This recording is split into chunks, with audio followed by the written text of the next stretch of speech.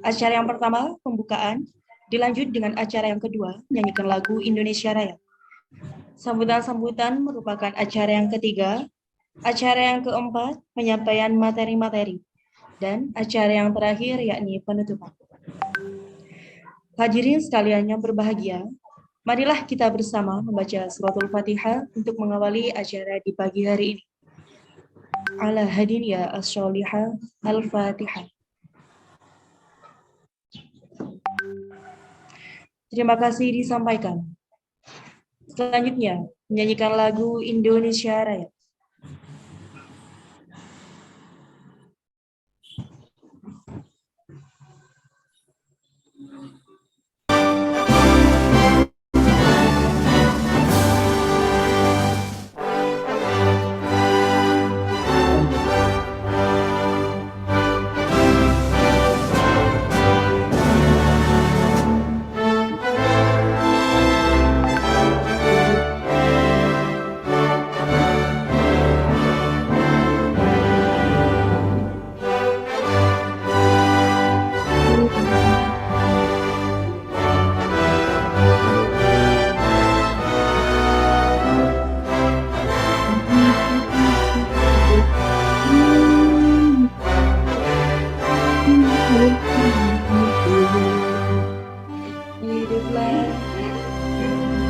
Hiduplah negeriku bangsaku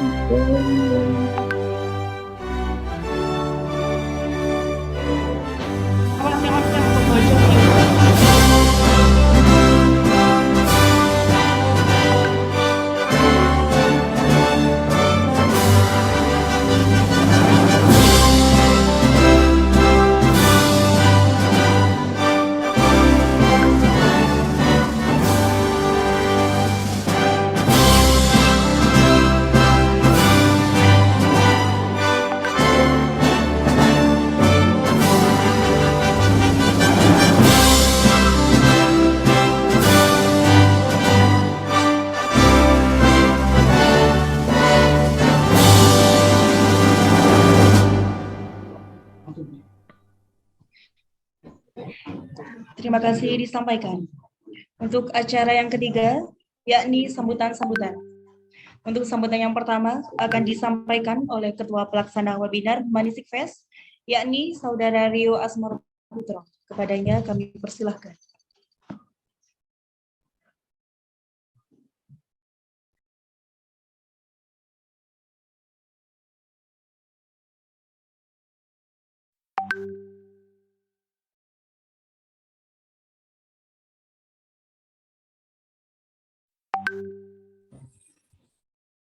Baik, sebelumnya terima kasih banyak buat Master of Ceremony dari webinar Humanistic Fest 2022.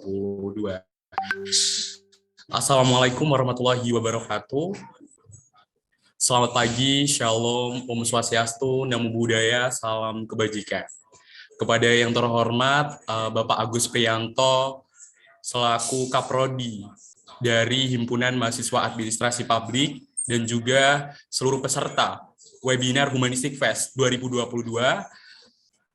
yang terhormat kepada narasumber kita pada pagi hari ini, yaitu Kak Faiz Arsyad, SP, yang sudah bergabung, dan juga tak lupa kepada yang terhormat kepada Rian Afrila Punto selaku Ketua Himpunan Mahasiswa Administrasi Publik, dan juga rekan-rekan semuanya. Tidak akan banyak basa-basi saya di sini.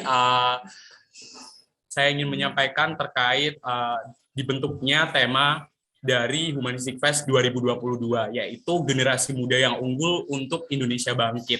Nah, di mana yang memiliki arti sebagai pemuda ini memiliki peran untuk menjadi pusat kemajuan bangsa itu sendiri. Nah, dalam hal ini dapat dilakukan melalui pembekalan perubahan lingkungan masyarakat, baik secara nasional maupun daerah menuju arah yang lebih baik di masa depan. Nah, kemudian juga sebagai maskot dari Humanistic Fest ini, yaitu namanya Nadi Wyasa. Nah, di mana Nadi Wyasa ini berasal dari bahasa Sanskerta, di mana yang memiliki arti Nadi itu sungai, dan Wyasa ini adalah membangun. Nah, di mana sungai ini merupakan suatu aliran yang memiliki tujuan menuju hilir yang melambangkan bahwa humanistik ini merupakan suatu organisasi di mana sumber daya manusianya berasal dari berbagai asal, budaya, harapan, dan juga keinginan yang berbeda-beda, tetapi memiliki tujuan yang sama, seperti itu. Kemudian kata membangun nih, wiasa. Nah, wiasa ini adalah membangun dalam bahasa Sanskerta yang memiliki arti sebuah organisasi open system di mana dalam pembangunan dan pengembangannya humanistik ini akan terus dipengaruhi oleh lingkungannya dan juga akan menjadi wadah bagi seluruh anggota humanistik untuk membangun harapan dan juga asa dan juga mimpi-mimpinya. Seperti itu. Nah, terus kemudian di balik dari tema kita webinar pagi hari ini yaitu peran generasi Z dalam politik dan juga pemerintahan. Nah, sebagai generasi Z, selain menjadi agen perubahan, peran pemuda ini juga sebagai agen pembangunan yang mana pemuda Indonesia memiliki peran dan juga tanggung jawab dalam upaya melancarkan atau melaksanakan berbagai macam pembangunan di berbagai macam bidang, baik pembangunan secara nasional maupun secara di daerah, seperti itu. Pemuda juga harus senantiasa dibimbing dan juga dibina untuk aktif memerankan fungsinya sebagai penggerak pembangunan dan juga sekaligus motor pembaharu dalam kehidupan masyarakat. Sehingga nantinya akan tercipta tatanan yang dibangun dengan pendekatan kemandirian dan ditopang sepenuhnya oleh pemuda, seperti itu. Dan seperti kutipan kata Bung Hatta nih, teman-teman, Indonesia ini tidak akan besar karena obor di Jakarta, tetapi Indonesia ini akan besar dan bercahaya karena lilin-lilin yang ada di desa. Nah, mari bersama-sama menjadi lilin-lilin sebagai penerang di sekitar kita. Namun pastikan lilin itu bersinar bersama-sama agar cahayanya tidak hanya dinikmati oleh orang terdekat saja, tetapi juga bisa menerangi bangsa. Mungkin cukup itu dari saya sambutannya. Apabila ada salah kata maupun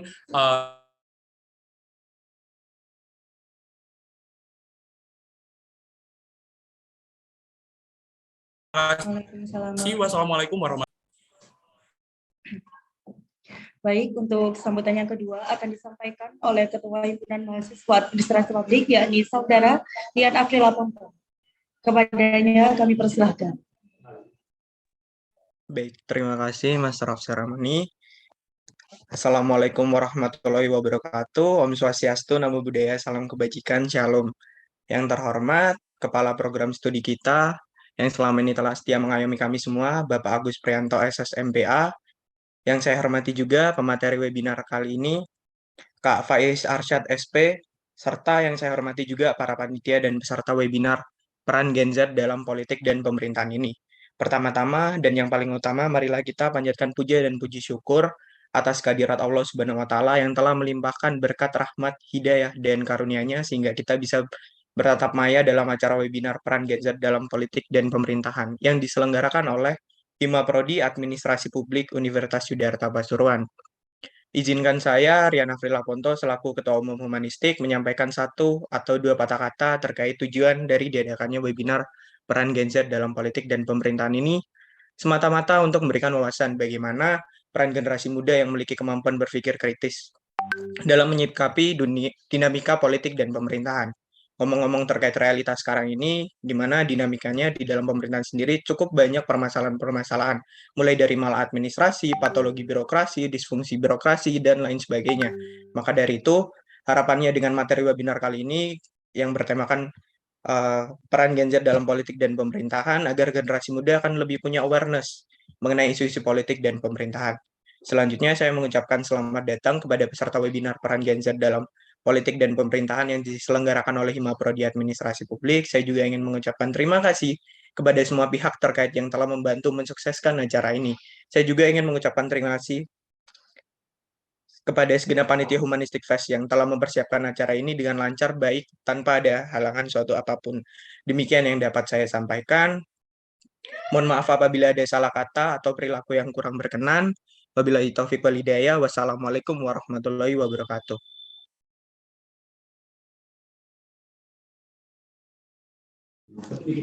Terima kasih disampaikan. Untuk sambutan yang selanjutnya akan disampaikan oleh Kepala Prodi Administrasi Publik. Yang terhormat Bapak Agus Priyanto, SAP, MPA, kami persilahkan. Terima kasih. Bisa didengar ya, Mbak? Oke. Assalamualaikum warahmatullahi wabarakatuh. Bismillah, alhamdulillah, amma ba'du. Yang terhormat Panitia Disnatalis Humanistik. Yang terhormat, yang saya banggakan, Ketua Himpunan Mahasiswa Jurusan Administrasi Publik, dan seluruh mahasiswa administrasi publik yang cukup saya banggakan dan saya harapkan ke depan kalian semua bisa benar-benar maksimal dan bisa mengemban amanah selayaknya sebagai pemuda generasi yang senantiasa mengisi sejarah Indonesia dengan tinta emas. Alhamdulillah saya bisa bertatap muka. Dan tak lupa pada saya panggil Mas Faiz ya, Mas Faiz Arsad SP. Kalau saya panggil Pak, ya kalau saya panggil Mas ini tanpa mengurangi rasa hormat saya, Mas Faiz. Terima kasih atas waktunya dan kesempatan untuk menghadiri webinar dalam rangka Disnatalis Humanistik yang ke-6 Universitas Yudharta Pasuruan. Saya berharap nanti ke depan transformasi informasi yang nanti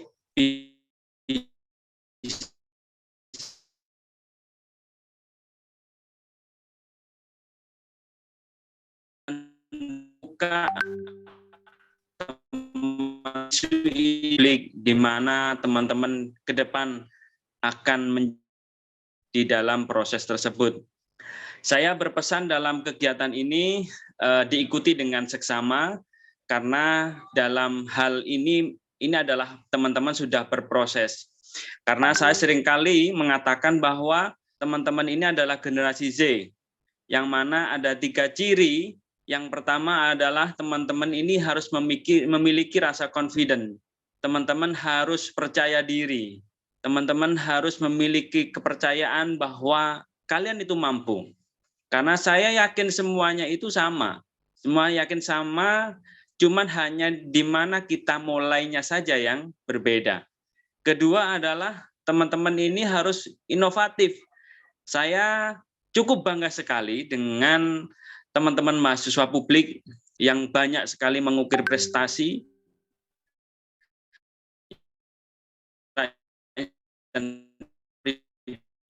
dan juga pimpinan kami di Universitas Yudharta Pasuruan.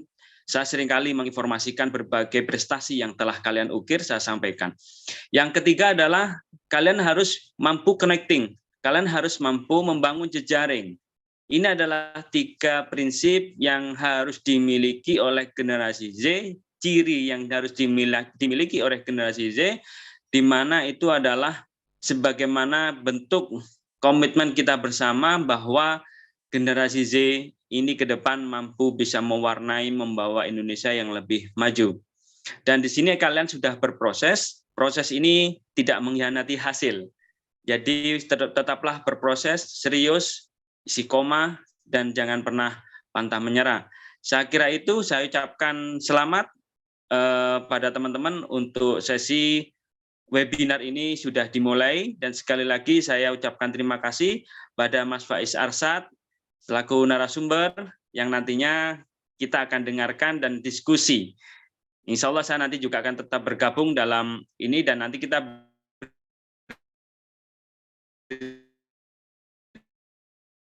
dalam politik dan pemerintahan yang selama ini kita bisa melihat bagaimana carut-marutnya sistem pemerintahan kita, bagaimana isu, dan kita sekarang harus bisa mengukir sejarah Indonesia dengan tinta emas. Saya kira itu, terima kasih, saya ucapkan selamat untuk kita semua, sukses selalu buat kita semua. Terima kasih, Assalamualaikum warahmatullahi wabarakatuh.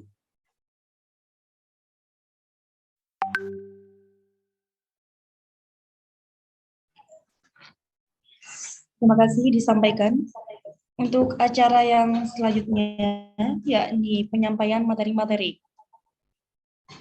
Sebelum penyampaian materi, kami ucapkan terima kasih banyak kepada sponsorship dari Air Mineral Chairs, Amanatur and Travel, Daging Barokah, dan juga Asa Fotografi yang sudah ikut mensukseskan acara Humanistic Fest kita. Langsung saja saya akan membacakan moderator dari pemateri kita pagi hari ini. Nama Putri Desi Andriani, tempat tanggal lahir Pasuruan 25 Desember 2022. Nomor HP 085 732 749 004. Email pudes251202@gmail.com. Alamat Desa Sukodermo, Kecamatan Purwosari, Kabupaten Pasuruan, Provinsi Jawa Timur. Pendidikan SDN Sukodermo, SMP Bhinneka Tunggal Ika, SMA Darut Taqwa, Pondok Pesantren Nyala, Universitas Yudharta Pasuruan. Untuk pengalaman organisasi, Sekretaris Teater Bhinneka Tunggal Ika 2016-2017, Ketua OSN SMA Darut Taqwa 2019-2020, Bendahara Humanistik Himpunan Mahasiswa Administrasi Publik Universitas Yudharta Pasuruan 2021-2022, SC Departemen Sumber Daya Anggota Humanistik Administrasi Publik Universitas Yudharta Pasuruan 2022. Untuk selanjutnya, saya alihkan ke moderator.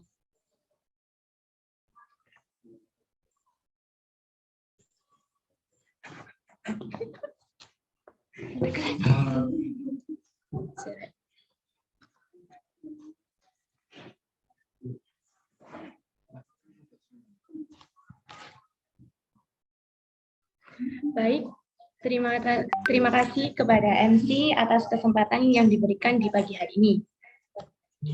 Assalamualaikum warahmatullahi wabarakatuh. Hadirin peserta webinar sekalian. Sebagaimana telah diumumkan, webinar pada hari ini mengambil tema tentang peran generasi Z dalam politik dan pemerintahan.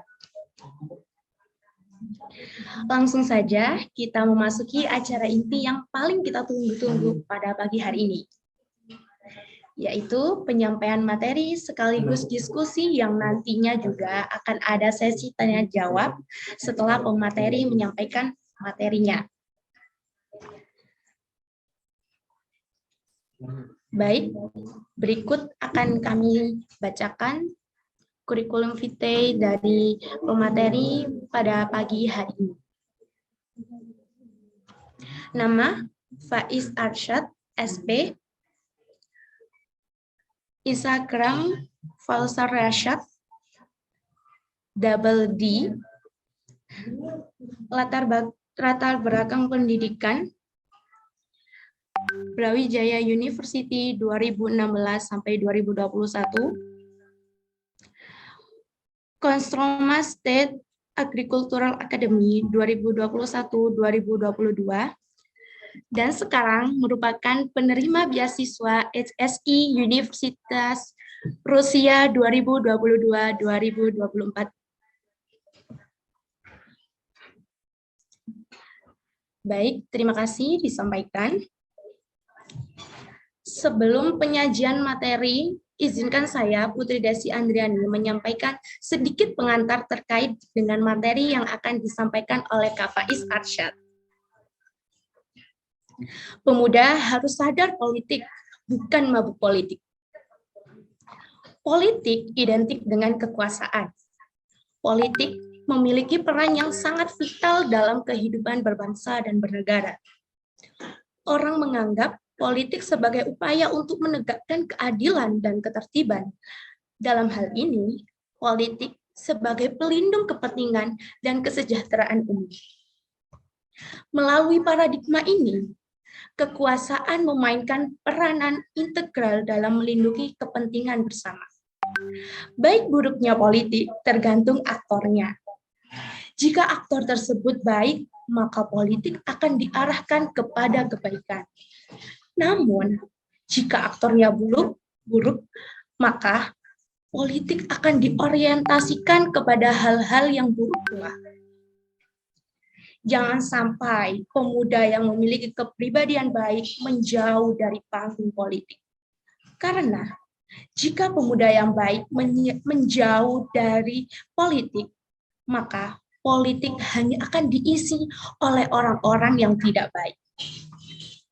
Selain itu, digitalisasi sudah melekat dalam kehidupan kita sehari-hari. Apalagi di era generasi Z. Digital membantu berbagai aspek kehidupan menjadi lebih mudah, efisien, dan bahkan berdampak efektif.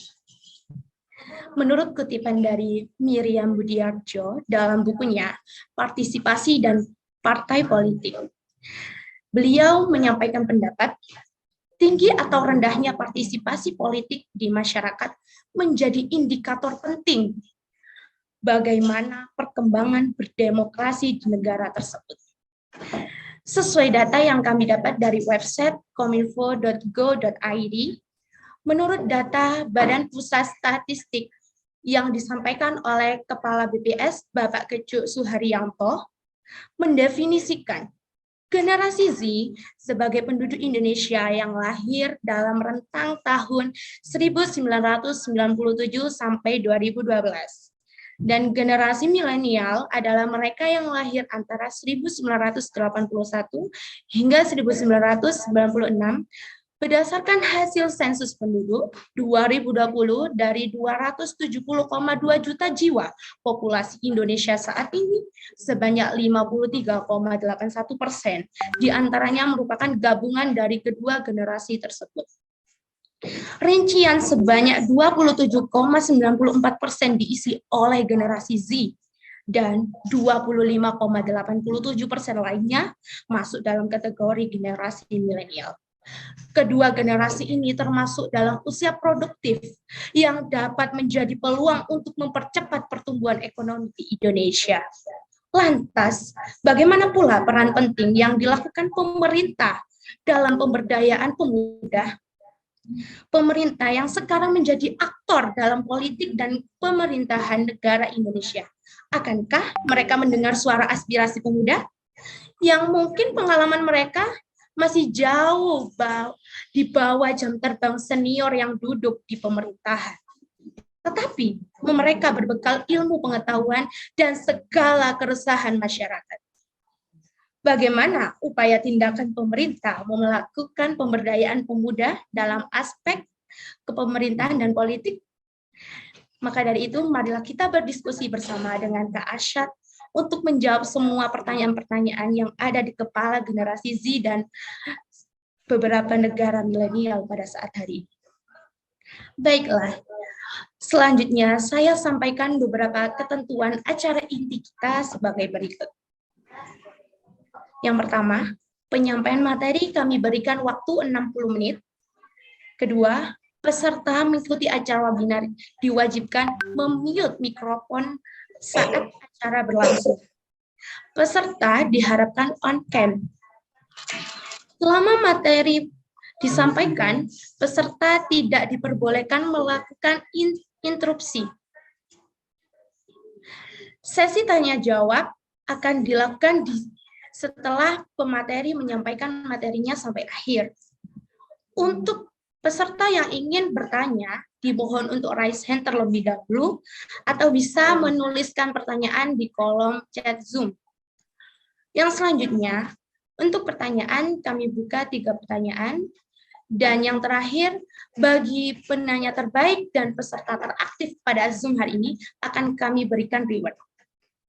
Demikian peraturan yang akan kita pakai pada acara webinar pagi hari ini. Selanjutnya kami persilahkan kepada pemateri yang terhormat, Kak Faiz Arsyad, SP.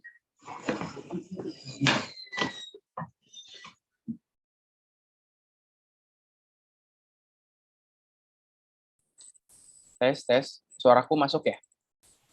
Iya, Kak. Masuk, Kak. Masuk, Kak. Oke. Mungkin bisa minta tolong ditampilkan materinya ya. Oke, baik. Ini moderatornya panggilannya siapa ya? Putri, Kak. Oke. Ini semester berapa? Sekarang semester 5, Kak. 5, berarti 2 tahun lagi kali ya? Apa mau lebih? Oh, jangan, Kak. Oke, baik. Terima kasih banyak, Putri. Langsung aja saya mulai untuk menghemat waktu ya. Assalamualaikum warahmatullahi wabarakatuh. Shalom. Om Swastiastu, Namo Buddhaya Rahayu, salam kebajikan untuk kita semuanya. Pertama-tama, marilah kita panjatkan puji dan syukur kita kehadirat Allah SWT, Tuhan Yang Maha Esa, karena atas limpahan rahmat-Nya lah kita semua mampu mengikuti kegiatan yang insya Allah bermanfaat untuk kita semuanya. Tak lupa pula yang kedua, salawat serta salam selalu kita haturkan kepada baginda kita, suri tauladan kita, panutan kita, Nabi Muhammad SAW, karena atasnya lah kita semua mampu dibawa dari zaman kegelapan hingga zaman yang terang-terang seperti hari. Serta yang ketiga, mungkin saya juga menyampaikan ya kepada teman-teman semuanya dimanapun berada, untuk tidak lupa ya, untuk selalu mendoakan kedua orang tua kita, baik yang masih ada ataupun yang sudah tiada. Karena mau tidak mau, suka tidak suka, berkat kedua orang tua kita lah, kita semua mampu tumbuh menjadi pribadi yang semakin lebih baik dari setiap hari. Baik, teman-teman semuanya, jadi hari ini saya diminta kebetulan ya oleh panitia untuk menyampaikan materi berkaitan dengan peran Gen Z dalam politik dan pemerintahan. Dan mungkin tadi sudah disampaikan ya oleh panitia berkaitan dengan profil dari saya ya. Dan mungkin saya izin untuk menyampaikan ulang ya, karena ada pepatah tak kenal maka tak sayang, karena kalau sudah kenal siapa tahu bisa disayang. Perkenalkan teman-teman ya, nama saya Faiz Arsyad, mungkin teman-teman bisa panggil saya Faiz, mungkin bisa panggil Arsyad juga silahkan, tapi lebih familiar dan teman-teman di luar sana lebih sering manggil saya itu Faiz. Saat ini kebetulan saya sedang menempuh pendidikan S2 teman-teman ini, tepatnya di Rusia. Makanya kemarin waktu diminta ngisi itu saya minta untuk dipikirkan kalau bisa, karena perbedaan waktunya antara Indonesia dengan Rusia kan cukup jauh ya. Jadi jangan sampai di sini terlalu pagi ya, karena di sini kebetulan masih jam 6 ya, dan ini masih cukup pagi juga. Dan di sini tuh biasanya rata-rata orang itu beraktivitas sekitar jam 8, jam 9, Nah, kemudian kebetulan saya juga merupakan anggota inspiratif Kemenpora dan saya kerja juga dan menjadi bagian dari pemerintahan mungkin ya. Jadi saya mungkin nanti kita bisa diskusi tentang hal berkaitan dengan kebijakan atau mungkin baik, kurang lebih seperti itu ya teman-teman. Nanti untuk hal-hal yang lainnya mungkin kita bisa diskusikan secara personal gitu ya, barangkali nanti ada kolaborasi yang mungkin bisa kita lakukan. Oke, next please. Oke, teman-teman semuanya, mungkin kita bisa mulai secara runtut kali ya. Karena hari ini kita akan bahas seputar Gen Z gitu ya. Dan saya sih berharap ya, karena pembahasan tentang Gen Z pun mudah-mudahan semua yang ada di sini juga merupakan bagian dari Gen Z juga. Dan memang Gen Z ini adalah sesuatu hal yang sering banget kita dengar ya, teman-teman. Baik itu di media online, baik itu di media mainstream, media sosial, media massa, atau mungkin di media-media lainnya. Gitu. Itu sering banget kita dengar. Apalagi kalau misal ada seorang atau mungkin ada sebuah lembaga institusi yang bicara soal bonus demografi, gitu, pasti akan selalu tuh bahas tentang Gen Z. Gitu ya. Karena mungkin teman-teman juga sudah paham ya bahwa hari ini sampai dengan nanti 2045 Indonesia itu memang benar-benar sedang mendapatkan bonus demografi, gitu, di mana usia produktif itu jauh lebih besar dibandingkan dengan usia non produktif. Nah, usia produktif ini ya, saat ini yang dimiliki Indonesia itu memang didominasi oleh Gen Z dan juga oleh generasi milenial. Nah, milenial ini tuh ternyata beda ya teman-teman dengan Gen Z. Mungkin teman-teman ada yang sudah tahu dan mungkin ada yang belum tahu ya.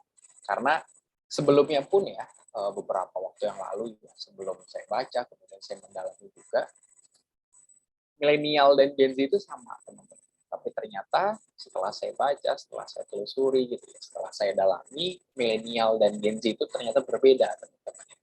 Bahkan setelah Gen Z pun ini sudah muncul lagi generasi baru gitu ya. Nama generasinya itu adalah generasi Alpha, teman-teman. Nanti teman-teman bisa lihat. Itu rentangnya adalah 2013 ke atas. Cuma akhirnya ini sampai dengan hari ini tuh belum ditentukan gitu.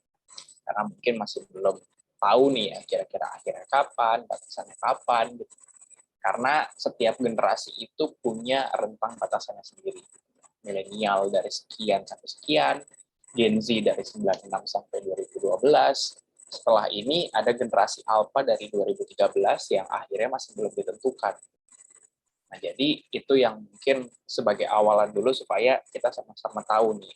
Kita hari ini bicara tentang Gen Z, dan teman-teman mungkin bisa mendefinisikan diri sendiri kan. Apakah teman-teman masuk ke dalam Gen Z, atau teman-teman itu masuk ke dalam bagian dari milenial. Atau mungkin barangkali di antara teman-teman semua yang hadir hari ini merupakan bagian dari generasi Alpha yang lahirnya setelah 2013. Kalau lahir setelah 2013 itu berarti kan sekarang itu umur masih 9 tahun. Barangkali di sini ada yang masih 9 tahun. Nah, jadi kurang lebih itu ya teman-teman definisi secara umumnya dulu ya, bahwa Gen Z ini adalah generasi yang lahir dari tahun 96 sampai 2012 Masehi gitu. Bukan sebelum Masehi ya. Dan generasi ini merupakan generasi peralihan dari generasi milenial dengan teknologi yang memang semakin berkembang. Kita bisa lihat loh sekarang, karena banyak orang yang bilang hari ini kita sedang ada di era digitalisasi, hari ini kita sedang ada di era disruption, hari ini kita sedang ada di era revolusi industri 4.0 gitu ya. Bahkan banyak juga ya beberapa yang bilang atau mungkin kita sedang bersiap untuk menyambut era society 4.0 gitu. Nah, ini memang generasi kita gitu ya, yang memang cukup dekat lah ya dengan dunia digital, dan memang kita hidup dan memanfaatkan dunia digital itu untuk kehidupan kita sehari-hari. Nah, beberapa di antaranya merupakan keturunan dari generasi X dan milenial. Jadi Gen Z hari ini nih, beberapa di antaranya atau mungkin bisa dibilang sebagian besar itu merupakan anak gitu ya. Anak atau keturunan dari generasi X dan generasi milenial. Bahkan ada juga beberapa di antara yang merupakan anak dari generasi sebelum-sebelumnya. Nah, Gen Z ini juga biasa disebut dengan I generation. Nah, ini generasi net atau generasi internet, karena mereka memang mampu mengaplikasikan semua kegiatan dalam satu waktu, mungkin seperti nge-tweet, atau mungkin nge-post, dengan menggunakan ponsel, browsing, dan PC gitu ya, notebook, atau mungkin berbagai macam alat yang lainnya, dan memang sering untuk mendengarkan musik ya, menggunakan musik. Pokoknya apapun apapun yang dilakukan oleh Gen Z itu selalu berhubungan dengan dunia maya atau dunia digital. Nah, kemudian yang terakhir, ini menurut data juga ya teman-teman ya, bahwa Gen Z atau biasa dibilang juga kaum zilenial nih, pokoknya sebutannya banyak lah Gen Z itu. Ada I generation, kemudian ada zilenial, ada juga yang lainnya, pokoknya banyak banget. Dan ini menurut data dari sensus penduduk, Gen Z sekarang ini tuh jumlahnya mencapai 27,94%, atau sekitar 74,93 juta jiwa. Dan ini cukup banyak ya teman-teman ya, kalau memang kita bandingkannya mungkin secara suara ya, dalam politik ini adalah jumlah yang cukup besar gitu ya, bisa mengubah posisi ya, atau mengubah peringkat gitu ya, dari yang tadinya mungkin dari peringkat 2 bisa jadi peringkat 1 ya, karena tambahan suara dari Gen Z atau kaum zilenial. Atau bisa juga dari peringkat 3 bisa langsung masuk ke peringkat pertama. Makanya sepenting itu, dan ya kita jangan sampai menjadi sebuah generasi yang hanya dimanfaatkan aja gitu.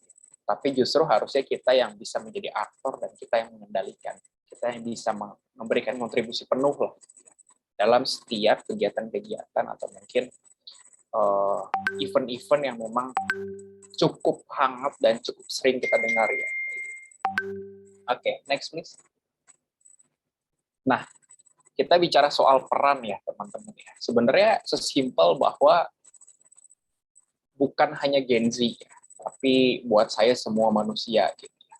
Pada dasarnya semua manusia itu ya, mau dari generasi manapun itu pasti punya 4 peran teman-teman. Peran yang pertama itu adalah peran sebagai agent of change, yaitu sebagai agen perubahan yang dimana misal di daerah kita ada yang memang kurang baik, atau mungkin ada yang memang harus diperbaiki, ada yang memang harus diupdate, harus dikembangkan gitu ya. Ya kita lakukan gitu ya. Jangan sampai kita hanya melihat saja gitu ya, tanpa melakukan apa-apa. Sebagai contoh misalkan di daerah kita gitu ya, atau mungkin kita melihat daerah yang lainnya, yang mana di sana itu tingkat literasi rendah gitu ya. Ya coba untuk kita bantu misal membuat perpustakaan daerah atau mungkin taman baca gitu ya, yang nantinya bisa berkontribusi pada peningkatan literasi gitu ya, di daerah tersebut. Atau mungkin di daerah tersebut memang kekurangan dalam hal-hal sosial, mungkin kita bisa kolaborasikan, kita bisa komunikasikan dengan pemerintah untuk nantinya pemerintah bisa hadir ya bersama dengan kita untuk memberikan bantuan-bantuan sosial. Yang intinya adalah kita benar-benar harus menjadi agent of change gitu. Bisa menjadi agen dari perubahan yang terjadi gitu ya, baik itu di sekitar kita atau mungkin di daerah lain ya. Karena kan hari ini lagi lagi hype banget tuh ya, pengabdian-pengabdian yang dilakukan oleh berbagai macam lembaga ya. Mungkin teman-teman bisa berkontribusi di sana, bisa berpartisipasi di sana, atau barangkali teman-teman sendiri ya yang ingin mengadakan kegiatan itu sendiri gitu ya, di tempat atau mungkin di daerah lain. Nah, kemudian yang kedua adalah sebagai social control. Ini juga penting ya teman-teman. Yang di sini ditujukan kepada pemangku kebijakan, bukan hanya pemangku kebijakan di pemerintah Indonesia sekarang gitu ya, tapi juga barangkali di pemangku kebijakan di kampus atau mungkin di sekolah atau mungkin di tempat kerja barangkali ya, kalau memang cocok di tempat kerja teman-teman semuanya, di kampus teman-teman semuanya, atau mungkin di sekolah teman-teman semuanya. Yang sekiranya memang barangkali ya, ada sesuatu hal yang keliru ya, dari sebuah kebijakan, ya teman-teman kritisi, teman-teman berikan sebuah solusi gitu ya, teman-teman berikan sebuah rekomendasi supaya kehadiran kita gitu ya, baik itu di berbagai macam lingkup gitu ya, sekolah atau mungkin universitas dan lingkup-lingkup yang lainnya itu memang benar-benar bisa jadi check and balance ya, yang artinya adalah bisa saling melengkapi, yang artinya misal ada plus ya ada minusnya, misal ada minusnya ya kita kasih plusnya ya. Jadi memang benar-benar bisa jadi social control gitu ya bagi pemangku kebijakan yang memang cukup dekat hari ini ya dengan teman-teman semua, baik itu di level universitas, sekolah, atau mungkin di level-level yang lainnya, atau mungkin di lingkup yang lain. Kemudian sebagai Aaron Stock ini juga ya teman-teman ya, bahwa saya yakin semua yang ada di sini itu adalah anak-anak muda lah gitu, anak-anak muda yang memang aktif gitu ya, anak-anak muda yang memang punya komitmen dan punya niat gitu ya untuk berkembang, untuk mengembangkan potensi dan untuk memberikan kontribusi gitu. Nah, teman-teman harus paham bahwa salah satu peran kita itu adalah sebagai Aaron Stock, teman-teman. Yang artinya adalah kita yang nantinya akan menggantikan orang-orang tua hari ini.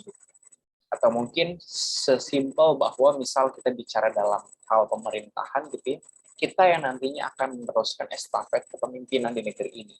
Yang hari ini misalkan presiden dipegang oleh Pak Jokowi, mungkin barangkali di masa depan nanti ya 2045 atau 2000 yang lainnya gitu ya. Ya semua salah satu di antara orang di sini barangkali ya yang jadi peserta yang nanti akan menggantikan Pak Jokowi sebagai presiden, atau mungkin barangkali menterinya atau mungkin barangkali gubernurnya. Yang artinya adalah kita sebagai Gen Z ya, kita punya peran sebagai Aaron Stock, teman-teman. Kita punya peran untuk menggantikan orang-orang tua hari ini ya, dengan kita semua anak-anak muda yang masih segar pemikirannya, ideologinya, kemudian semangatnya, tenaganya, dan semuanya masih segar gitu ya. Yang nantinya kita akan meneruskan tuh estafet kepemimpinan negeri ini, kita yang nantinya akan ada di pos-pos kebijakan strategis ya, baik itu di level lokal, level regional, atau mungkin di level nasional. Nah, selanjutnya kita punya peran dalam hal moral force, teman-teman. Yang artinya di sini kita sebagai anak muda ya, kita kan punya budaya, kita punya kultur, dan kita punya nilai, gitu. Kita punya value, kita punya etika-etiket yang memang harus kita jaga, teman-teman, secara attitude. Karena memang hari ini ya, teman-teman, bahkan beberapa orang di luar sana pun bilang, kadangkala misal kita ngerasa diri kita pintar, kita ngerasa diri kita itu punya prestasi, kita ngerasa bahwa diri kita ini luar biasa. Tapi teman-teman perlu tahu ya bahwa apa jadinya kalau misal kita hebat, kita luar biasa, tapi kita tidak punya attitude, kita tidak punya moral, kita tidak punya nilai yang mungkin bisa kita jaga. Nah, jadi salah satu peran Gen Z hari ini, salah satu peran kita semuanya lebih tepatnya adalah kita harus bisa menjaga nilai-nilai moral. Yang itu merupakan salah satu hal yang penting gitu. Sesimpel bahwa ya buat pribadi ya, sesimpel bahwa ya kita tidak mengganggu dan tidak merugikan orang lain. Terlepas dari apapun yang kita lakukan, ya kita harus berpikir bahwa kita jangan sampai mengganggu orang lain dan kita jangan sampai merugikan orang lain. Kalau memang teman-teman mau melakukan sesuatu hal yang memang kurang baik, ya jangan sampai itu merugikan atau mungkin dilihat ya, barangkali nanti malah diikuti gitu. Yang artinya kita harus benar-benar bisa menjaga moral kita dengan baik, yang artinya kita harus bisa menjaga etika, attitude kita dengan baik ya, supaya dari hal-hal yang kita jaga ini, ya sesuatu hal yang positif ini, justru itulah yang nantinya bisa dicontoh ya, oleh orang-orang yang ada di sekitar kita. Nah, itu sebenarnya adalah peran ya teman-teman, peran untuk semua generasi ya, peran untuk semua manusia gitu. Dan pasti teman-teman sering banget ya mendengar soal peran ini, karena memang ya itulah peran kita sebagai manusia ya, yang hari ini masih hidup di bumi. 4 peran itu, dan memang menurutku pribadi juga ya, 4 peran ini pula yang memang terus-menerus didoktrinkan gitu ya. Dan kita tidak boleh lupa ya tentang peran ini. Kita didoktrinkan tentang peran ini di kampus, kita didoktrinkan tentang peran ini di sekolah barangkali, atau mungkin di tempat-tempat yang lainnya. Kita memang terus-menerus didoktrinkan gitu. Bahkan sampai hari ini pun ketika pertama kali saya didoktrinkan tentang peran ini ya, ketika saya pertama kali masuk dunia perkuliahan, sampai hari ini pula saya masih ingat gitu. Dan harapannya teman-teman juga harus tetap ingat. Nah, namun ya teman-teman, karena hari ini kita bicara soal Gen Z, dan Gen Z erat kaitannya dengan digital, nah ada tambahan peran ya untuk Gen Z sendiri, teman-teman.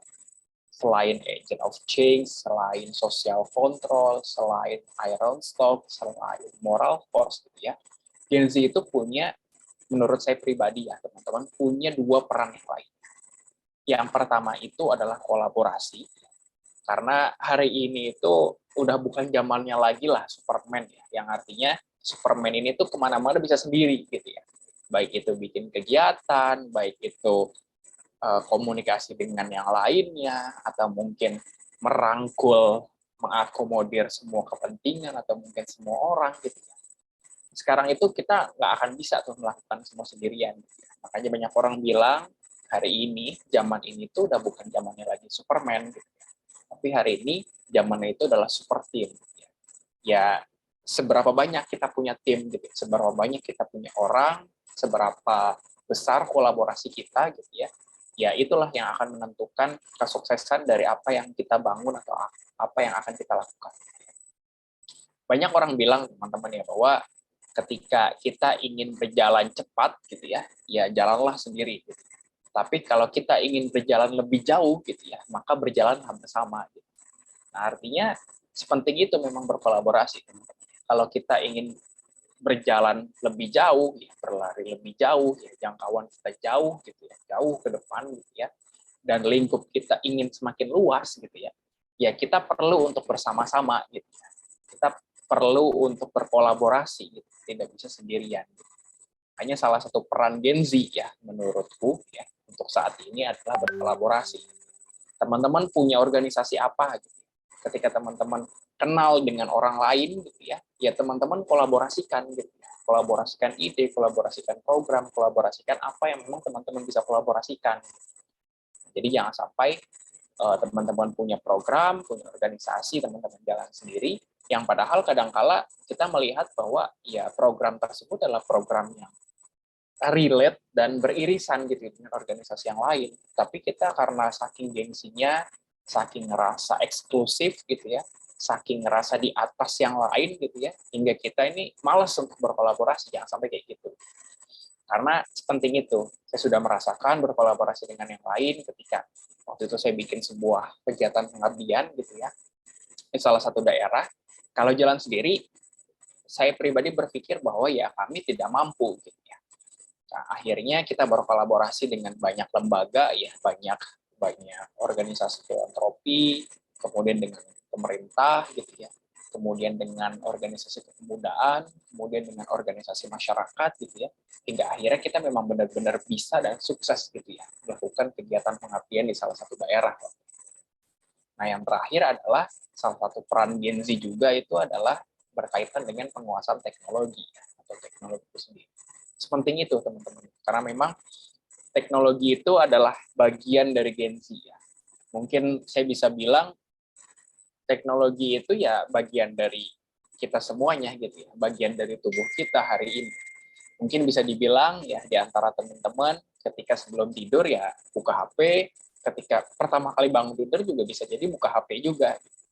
Dan sepanjang hari ya baik itu di jalan, di di tempat kerja, atau mungkin di kampus, atau mungkin di sekolah, atau mungkin di tempat-tempat yang lainnya, kita pasti membawa dan menggunakan gitu ya, menggunakan digital gitu, teknologi digital gitu.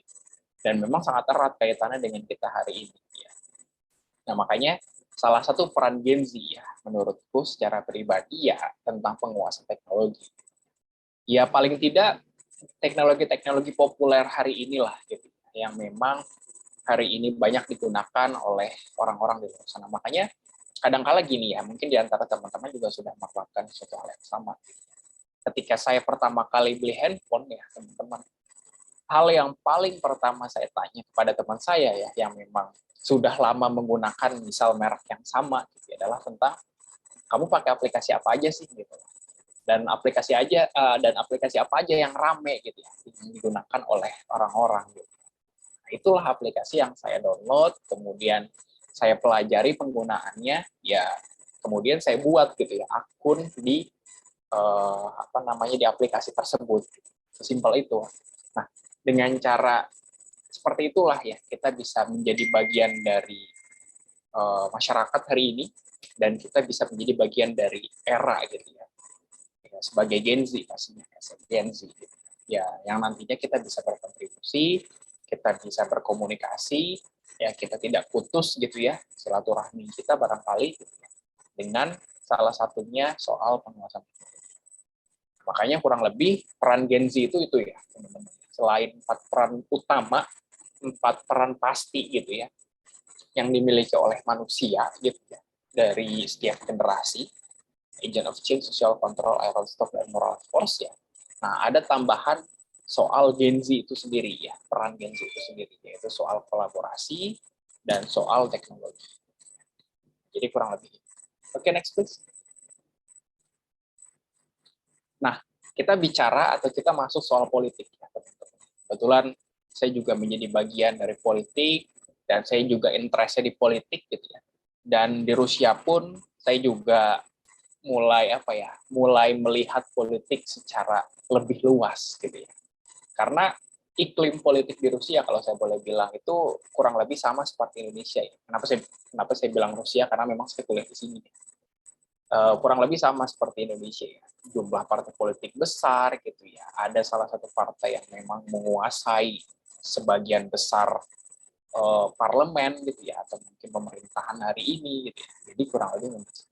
Dan kalau kita bicara soal politik Gen Z, gitu, ini menurut peneliti juga dari Lembaga Sindikasi Pemilih Demokrasi, memang hari ini ya teman-teman, terutama sejak era pemilu 2019 ya, karena di pemilu 2019 itu mungkin kita memang belum ada di garda paling depan gitu ya, kita belum on the track paling depan gitu. Tapi kita dari jauh pasti mengamati ketika kita ada di ketika kita nongkrong, kita di tempat-tempat di kafe atau mungkin dimanapun itu, kadangkala pasti secara tidak sadar atau secara sadar kita bicara juga soal politik gitu. Makanya menurut beberapa peneliti, beberapa lembaga, Gen Z itu punya kesadaran gitu, kesadaran soal politik. Nah, bahkan dari salah satu lembaga, yaitu Lembaga Sindikasi Pemilu Demokrasi gitu ya, Gen Z itu punya kesadaran politik yang nilainya itu besar ya, hampir lebih dari 50% itu jumlahnya besar gitu ya, mencapai 70%. Kesadaran soal politik yang artinya adalah Gen Z ini cukup sadar lah gitu ya tentang politik gitu ya. Ya misal ada isu tertentu ya soal politik yang atau mungkin berkaitan dengan politik ya, misalkan pembuatan undang-undang atau mungkin yang hari ini sedang hype dan yang cukup banyak dibahas gitu. Karena hari ini ya teman-teman ya, kalau teman-teman melihat sebuah isu gitu ya, kemudian teman-teman analisis sebuah isu, teman-teman baca dari berbagai sumber gitu ya, atau mungkin barangkali teman-teman punya orang dalam gitu, kemudian teman-teman bertanya, suka tidak suka ya, ketika kita tarik benang merahnya, semua isu dan semua problematika yang sedang dihadapi oleh Indonesia ya di berbagai macam sektor itu pasti berkaitan dengan politik, teman-teman. Kalau kita tarik benang merahnya, gitu. Makanya menurut saya pribadi, gitu ya, teman-teman, sebenarnya Gen Z itu penting ya, penting untuk sadar soal politik. Sehingga kalau di sini pun berdasarkan data, Gen Z itu sudah sadar politik yang menurut saya juga jumlahnya cukup besar gitu ya. Ini adalah angka yang besar ya menurut saya. Nah cuma kalau saya diskusi ya dengan banyak orang gitu ya, soal menetapkan pilihan gitu ya, Gen Z ini masih labil gitu ya, yang artinya kadangkala mungkin bisa ke A, kadangkala memang bisa ke B, kadangkala bisa ke C, atau mungkin kadangkala bisa tidak sama sekali gitu.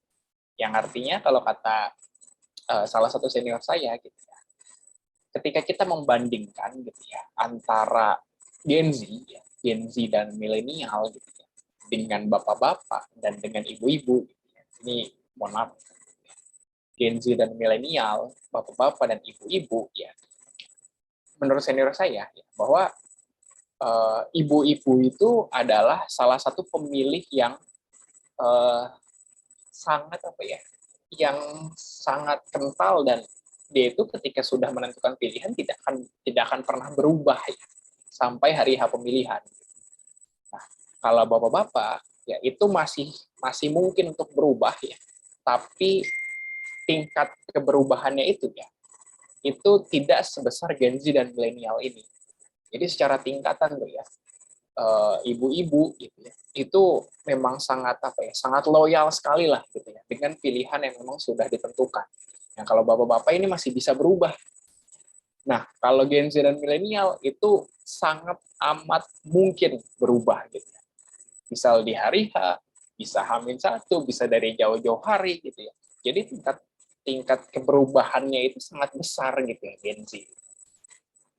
Nah, itulah salah satu ciri ya soal Gen Z. Dan di sini pun saya juga merekomendasikan ya bahwa kita sebagai Gen Z ya, saya pun juga bagian dari Gen Z gitu ya, bahwa kita ini tidak boleh buta soal politik.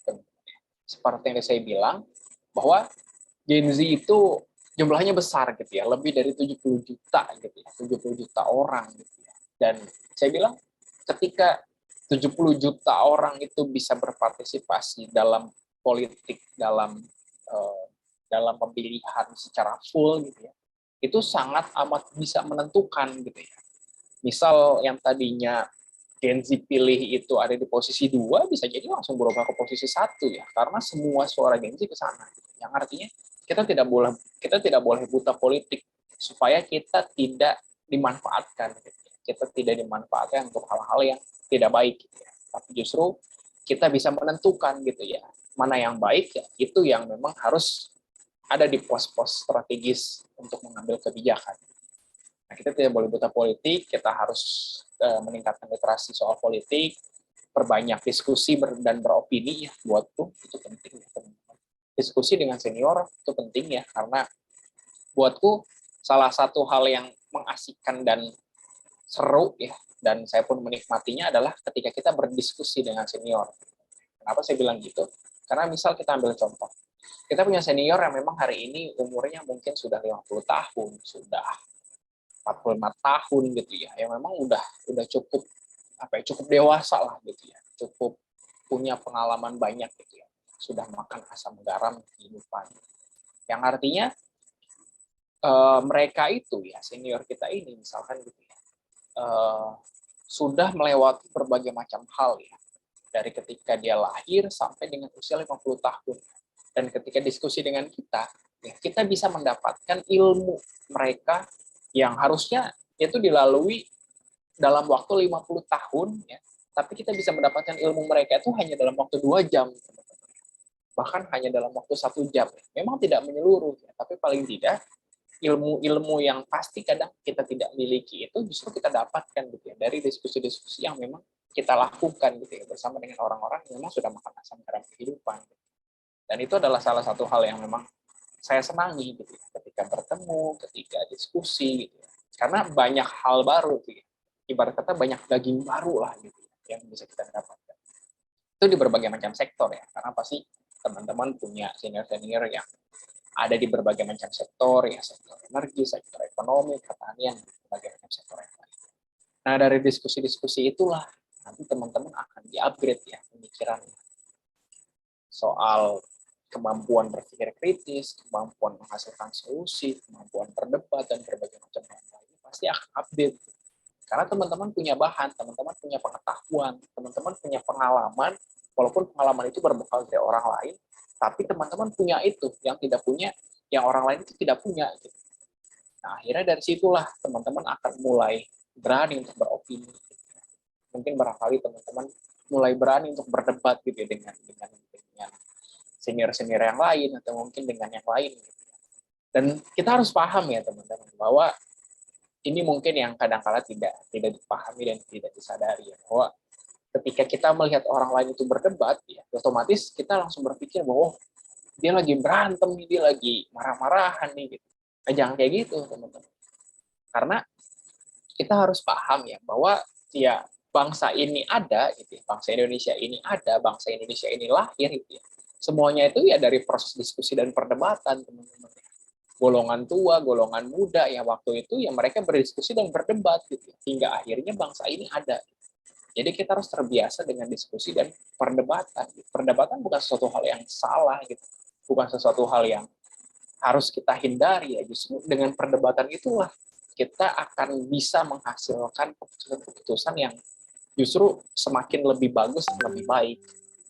Makanya kita harus terbiasa dengan diskusi, kita harus terbiasa dengan perdebatan, ya. Dan dari situlah nanti ya pemikiran kita akan terupgrade, ya. Kemudian cara kita beropini, cara kita berargumentasi juga akan terupgrade, gitu ya. Saya bisa sampai ada di titik ini hari ini pun sudah melalui berbagai macam proses perdebatan dan proses diskusi yang panjang, gitu ya. Saya pernah ada di momen di mana saya berdiskusi dengan teman-teman yang lain itu sampai 30 jam gitu ya, tidak tidur gitu ya, berdebat dan berbagai macam hal yang lainnya gitu. Itu adalah satu hal yang penting lah menurutku dalam proses pengembangan pemikiran kita. Barangkali teman-teman punya ideologi komunis, silakan, kemudian teman-teman punya ideologi liberalis, silakan gitu ya, punya ideologi sosialis, punya ideologi yang lain, ya. Kemudian teman-teman diskusikan, teman-teman perdebatkan juga silakan. Gitu. Nah, itu penting ya, teman-teman, dalam hal mungkin meningkatkan kesadaran juga soal politik, supaya kita tidak dimanfaatkan, tapi kita yang jadi aktornya, kita yang mengendalikan, dan kita yang memang bisa berkontribusi secara penuh ya pada kegiatan-kegiatan. Kemudian, saya juga berharap bahwa kita sebagai Gen Z ini, ya kalau bisa jangan terlalu fanatik, teman-teman. Karena kadang-kala fanatik ini nih bikin orang jadi bodoh gitu ya. Jadi udah nggak bisa berpikir jernih lagi, ya, mana yang baik dan mana yang buruk. Kemudian senantiasa untuk menggunakan pemikiran yang kritis dan rasional, gitu ya. Jangan sampai kita terlalu memaksakan sesuatu ya yang memang sebenarnya nggak masuk gitu ya. Tapi kita masuk-masukkan karena kita udah saking fanatiknya dan kita sudah tidak rasional lagi pemikiran kita. Nah, Gen Z ini kalau bisa jangan seperti itu. Dan yang terakhir adalah ini yang memang harus ditekankan ya. Ketika Gen Z ingin berpolitik, barangkali teman-teman ingin berpolitik gitu ya, ya berpolitiklah secara benar, berpolitiklah secara santun gitu ya. Ingat bahwa yang kita lawan ya ketika misal kita diskusi dan kita berdebat gitu ya, ingat bahwa ya teman diskusi, teman berdebat kita ini manusia juga gitu. Mereka itu punya otak, punya pemikiran dan punya hati gitu ya. Yang kadangkala bisa sakit hati, kadangkala bisa kesel, kadangkala bisa ini, bisa itu. Nah, ini yang harus kita pikirkan. Makanya saya menekankan bahwa ya kita berpolitiklah secara santun ya. Kalau memang misalkan teman-teman punya pandangan yang berbeda, barangkali ya mungkin bisa teman-teman mulai dengan kalimat mohon izin gitu ya. Kalau pandangan saya seperti ini gitu. Jadi enak didengar. Kita punya politik, kita berpolitik secara santun, ya politik kita beretika, politik kita walaupun terbuka ya, politik kita walaupun terbuka, tapi kita punya etika ya dalam politik, kita santun dan kita bijak. Itu kan keren. Itu kurang lebih. Next please.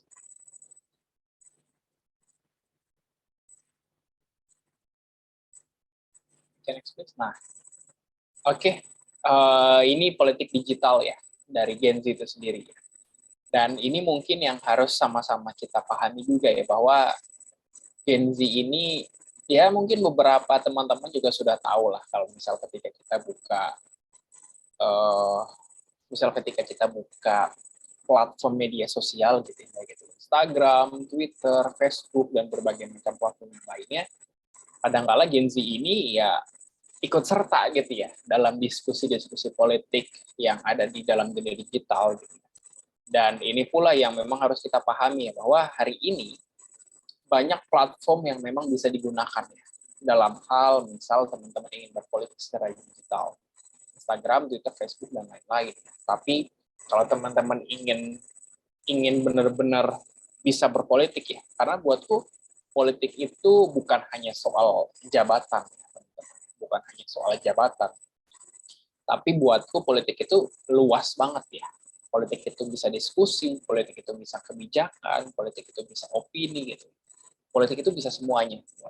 Jadi politik itu bukan hanya sekedar soal jabatan aja hari ini, tapi politik itu luas banget. Karena saking luasnya ya banyak artinya akhirnya. Kayak aku menggambarkan politik itu ya dari proses diskusi yang ada, itu merupakan bagian dari politik, kemudian dari proses pengambilan kebijakan, kemudian dari kebijakan yang sudah berlaku, itu adalah bagian dari politik. Gitu. Bahkan dalam hal-hal penentuan harga, barang-barang yang memang sangat dekat dengan kita, atau mungkin dalam hal pembelian barang gitu ya, yang hari ini kita beli gitu ya, misal alat elektronik atau mungkin alat-alat lainnya, kadang-kala itu juga berkaitan dengan politik. Makanya politik itu punya arti dan pada akhirnya pun akan banyak platform juga yang bisa kita gunakan. Instagram, Twitter, Facebook, dan berbagai macam media sosial yang lain. Nah kemudian saya juga ingin tekankan kepada teman-teman ya, bahwa jangan sampai kita lupa ya untuk memanfaatkan media mainstream ya. Walaupun media mainstream ini kadang-kala tidak terlalu berpengaruh ya, tapi ini penting untuk dimanfaatkan teman-teman ya. Yang artinya media mainstream itu adalah media online atau media massa. Yang artinya misalkan teman-teman ingin beropini, komunikasikanlah dengan media-media mainstream ya. Misal semacam Tempo, Detik, atau mungkin berbagai macam yang lainnya, Kompas, ya terserah gitu ya. Yang artinya ketika teman-teman punya opini ya, teman-teman harus berusaha agar opini teman-teman ini bisa dipublikasikan di media-media mainstream. Atau mungkin barangkali opini teman-teman ingin ditampilkan di media massa juga silahkan. Jadi jangan sampai lupa ya, kita terlalu asik untuk berpolitik secara digital di media sosial, tapi kita lupa untuk berpolitik juga di media mainstream.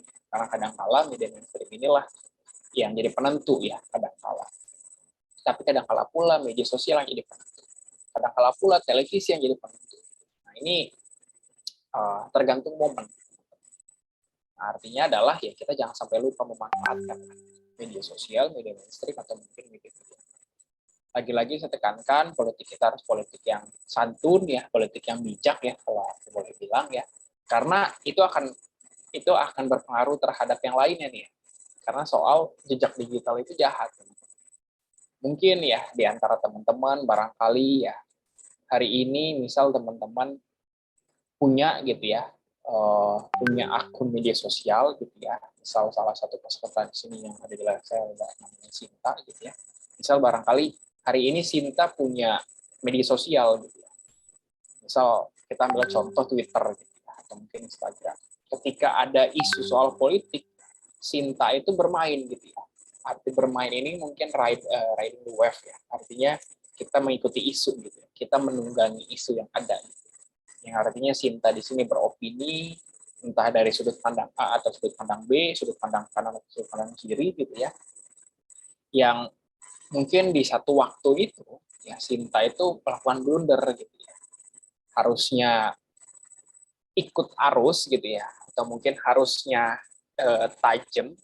tajamnya itu tajam yang benar, tapi Sinta itu justru kebalikannya gitu. Nanti kemudian di masa depan ya mungkin kita bisa bilang Sinta jadi salah satu pejabat publik ya. Nah, jejak digital itu masih ada tuh. Nah, nanti satu waktu ketika Sinta dihadapkan dengan masalah ya, karena pasti teman-teman ketika kita naik kelas ya, itu pasti akan semakin banyak angin ya. Ibarat kata kita pohon, angin itu akan makin kencang tuh ingin menjatuhkan kita. Nah, itu tuh harus kita pahami betul-betul ya. Makanya kita harus hati-hati, kita harus bijak ya, karena jejak digital itu ya memang sejahat itu ya. Jadi barangkali apa yang sudah dilakukan Sinta zaman dahulu kemudian diungkit kembali itu ya oleh masyarakat. Terus ternyata Sinta kayak gitu. Walaupun kita punya argumentasi pasti ya untuk membalikan isu tersebut ya, tapi kan ya apa ya, misal kita hitunglah 100 gitu ya, kita ingin mungkin jangan 100 lah, 90 lah, karena 100 itu terlalu sempurna ya, yang sempurna itu hanya milik Allah, hanya milik Tuhan yang Esa. Mungkin kita bisa bilang 90 lah. Sinta ini ingin dilihat oleh masyarakat dengan nilai 90. Tapi karena ada jejak digital yang kurang baik ini, yang jahat ini, nilainya nanti jadi dilihat menjadi 70, cuma 60. Makanya hari ini tuh orang-orang tuh pada takut soal jejak digital. Orang-orang memang hari ini cukup banyak lah menggunakan media sosial gitu. Karena secara beban moral juga pasti akan lebih besar. Gitu. Jadi hati-hati ya berpolitik secara santun, berpolitik secara bijak ya, terutama di dunia digital. Kemudian jangan mengambil dari satu perspektif atau satu media aja, ini penting ya teman-teman ya. Jadi jangan sampai teman-teman ini hanya ambil dari satu perspektif, misalkan lewat nih ya sekilas di timeline teman-teman gitu ya. Ketika teman-teman buka Twitter, dengan cara misal ada berita A gitu ya. Nah, jangan sampai kemudian teman-teman langsung kutip gitu. Jangan sampai kemudian teman-teman langsung retweet lah misalnya kayak gitu, karena kadang-kala jari kita gatel gitu ya. Nah, jangan sampai kayak gitu. Tapi cobalah untuk kemudian teman-teman komparasikan ya dengan perspektif yang lain atau mungkin dengan media-media yang lain ya, supaya teman-teman ini tidak terjebak pada circle yang tidak benar gitu ya. Jadi jangan sampai teman-teman ada di circle tersebut hanya karena teman-teman mengambil dari satu perspektif aja, tapi kalau bisa dari perspektif. Dan terakhir itu riding the wave ya, artinya teman-teman bisa mengikuti isu yang ada sekarang, teman-teman bergabung di isu itu, berkomentar, beropini, dan mendukung yang benar. Itu yang hari ini banyak dilakukan oleh pejabat publik ya, yang bermain digital, ya bermain teknologi digital, bermain medsos, gitu ya, dan orang-orang yang lainnya memang punya penting. Okay, next please.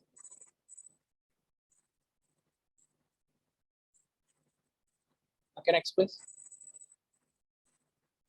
Oke, ini mungkin yang terakhir ya teman-teman ya, bahwa peran pemerintah dalam pemberdayaan pemuda ini yang mungkin perlu untuk sama-sama kita bahas juga dan kita diskusikan ya. Tapi buatku secara pribadi ya teman-teman, yang paling penting yang ingin kutekankan di sini itu adalah kita sebagai Gen Z itu harus berpartisipasi secara aktif dulu.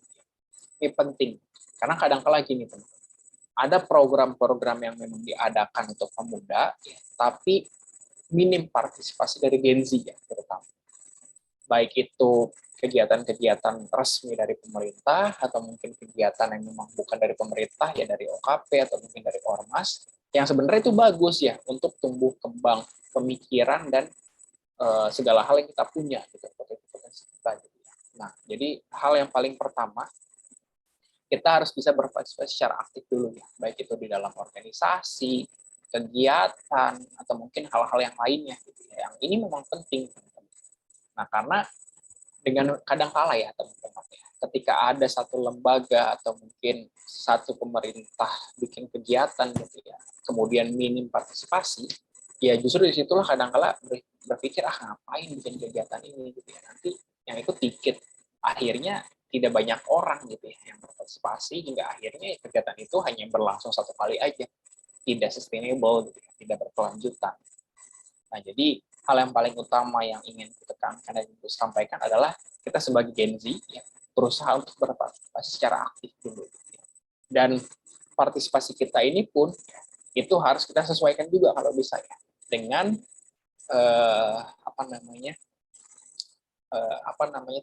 interest kita ya, dengan potensi kita, dengan kapasitas kita, dan dengan keahlian kita. Nah, ini yang harus kita sesuaikan. Jadi jangan sampai kita terlalu banyak kegiatan tidak disesuaikan dengan spesifikasi kita gitu ya. Nah, jadi jangan sampai kayak gitu. Jadi harus sesuaikan dengan spesifikasi kita. Kita harus tetap aktif mengikuti banyak kegiatan supaya ya program-program itu, orang-orang yang memimpin program itu tidak malas untuk bikin program itu depannya. Nah, kemudian ini mungkin yang biasa pemerintah adakan ya, pasti pemerintah mengadakan program-program pemuda ya, itu pasti, dan beberapa dari mereka pun ya, saya tidak bisa bilang semuanya karena pasti teman-teman punya pengalaman buruk juga ketika ingin meminta dukungan dari pemerintah gitu ya. Nah, beberapa dari pemerintah itu kadang-kala juga mendukung program pemuda.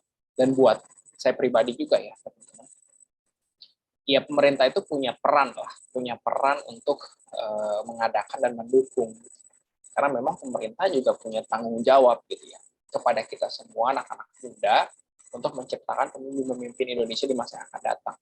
Karena ya kita semua nanti yang akan memimpin, yang akan melanjutkan estafet kepemimpinan, yang akan menentukan kebijakan, yang akan menentukan arah, yang akan menentukan Indonesia ke depan lah, apakah tetap akan seperti ini atau jauh lebih baik dari hari ini gitu. Jadi pemerintah punya peran. Nah, banyak banget lah. Hampir setiap kementerian ya, kalau memang teman-teman cari tahu gitu ya, hampir setiap kementerian kayaknya menyelenggarakan semacam ambasador gitu.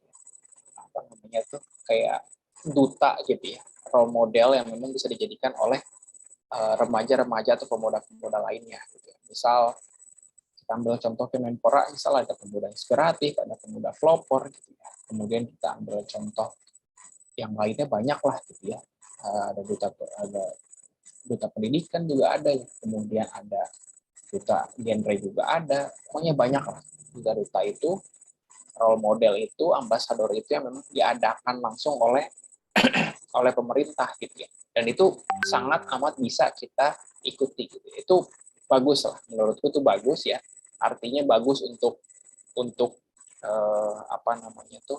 kemampuan kita dalam bersaing gitu ya, untuk mental kita, dan untuk kemampuan kita dalam hal pengetahuan itu penting. Nah, ini kadang-kala kita juga bisa dapat dukungan juga ya ketika kita ingin mengadakan berbagai macam kegiatan yang memang itu erat kaitan dengan pemuda. Kemudian peran pemerintah yang lain menurutku ya harus bisa menyediakan ruang diskusi terbuka gitu ya, menyediakan panggung lah mungkin kita bisa bilang, atau audiensi gitu ya dengan anak-anak muda gitu, atau mungkin dengan organisasi, dengan berbagai macam. Itu penting ya, karena ya kadangkala ada pemerintah yang tidak menyediakan itu, tapi ada juga yang memang menyediakan. Tapi percayalah teman-teman, orang-orang yang memang terbiasa dan menyediakan ruang diskusi itu dengan pemuda, terutama dengan Gen Z, terutama atau mungkin dengan masyarakat, pejabat itulah atau mungkin pemerintah itulah yang nantinya akan jauh lebih berkembang dibandingkan dengan yang lainnya. Kita bisa ambil contoh dari banyak orang kalau teman-teman lihat. Karena orang yang tertutup itu ya cenderung ya udah hanya gitu-gitu aja gitu. Tidak naik kelas gitu, tidak akan naik kelas, yang artinya mungkin naik kelas jadi dari wali kota jadi gubernur, atau dari gubernur jadi menteri, atau dari menteri jadi presiden gitu. Jadi hanya gitu-gitu aja karena tidak pernah menyediakan ruang diskusi atau audiensi, tidak pernah dekat gitu ya dengan Gen Z, terutama dengan pemuda atau mungkin masyarakat. Kemudian peran pemerintah yang lain itu adalah memberikan fasilitas, pasti ya, untuk pemuda. Kemudian menurutku ini juga penting ya, peran pemerintah yang lain adalah memotong alur birokrasi yang rumit dan panjang, pasti teman-teman juga pernah merasakan gitu ya. Dan yang terakhir adalah ya pemerintah harus bisa berkolaborasi lah, gitu ya, dengan anak muda dengan gensi yang lain. Nah, ini menurutku adalah peran pemerintah yang barangkali ya dalam waktu dekat teman-teman ada yang beraudiensi, berkomunikasi dengan pemerintah, ya mungkin teman-teman bisa bawa isu ini, teman-teman bisa bawa rekomendasi ini, teman-teman bisa bawa poin-poin ini ke dalam diskusi teman-teman, bahwa ya pemerintah perlu untuk mengadakan dan mendukung program pemuda, pemerintah perlu untuk menyediakan ruang diskusi atau audiensi, pemerintah perlu untuk memberikan fasilitas-fasilitas pemuda, pemerintah perlu untuk memotong alur birokrasi yang rumit dan panjang, dan pemerintah perlu untuk berkolaborasi. Karena suka tidak suka ya hal-hal inilah yang berkaitan dengan kita hari ini. Kita hari ini di organisasi, kita hari ini sebagai masyarakat sipil gitu ya, sebagai Gen Z, gitu ya. Kemudian sebagai ambasador misal kayak gitu, dan sebagai orang yang lain lah, gitu ya, sebagai tokoh yang lain, ini adalah hal yang pasti sangat dekat. Okay, next please.